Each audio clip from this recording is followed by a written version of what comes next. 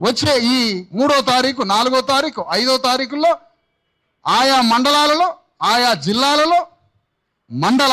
జిల్లాలలో BC SC ST JAC organisation, intellectual forum, ఆ తర్వాత BCIF ఉన్నటువంటి ఆర్గనైజేషన్, ఈ ఆర్గనైజేషన్లతో పాటుగా పొలిటికల్ బీసీ ఫ్రంట్, ఇన్ని ఉద్యమాలకి అభిమానంగా ఉన్న, ఇన్ని ఉద్యమాలకి కార్యకర్తలుగా ఉన్న, ఇన్ని ఉద్యమాలని ఈ నాయకుల్ని అనుసరిస్తున్న, ఈ ఉద్యమే నిజాయితీగా నిలబడి ఇది సాధిస్తుంది అని మమ్మల్ని అనుసరిస్తున్న ప్రజలందరికీ ఆహ్వానం పలుకుతున్నాం.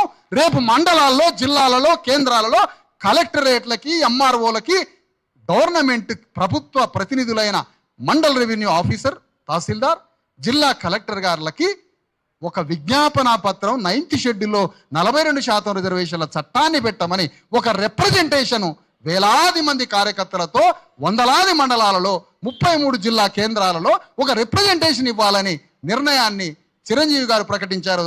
దాన్ని 100% రాష్ట్రంలో అమలు చేయాలి.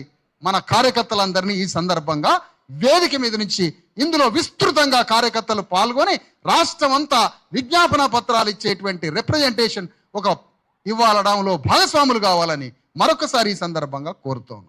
దాని తర్వాత హైదరాబాద్లో చీఫ్ సెక్రటరీ గారికి కూడా ఒక విజ్ఞాపన పత్రం ఇద్దాం. చిరంజీవి గారు, ఈశ్వరయ్య గారి నాయకత్వంలో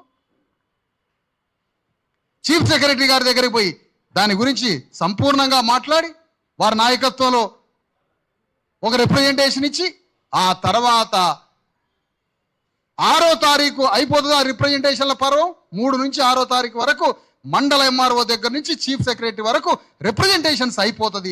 ఆ రిప్రజెంటేషన్స్లో మళ్ళొకసారి అంటున్నాం, ఈ ఉద్యమాన్ని అనుసరించే వాళ్ళందరినీ అందులో పాల్గొనమని కోరుతా ఉన్నాం.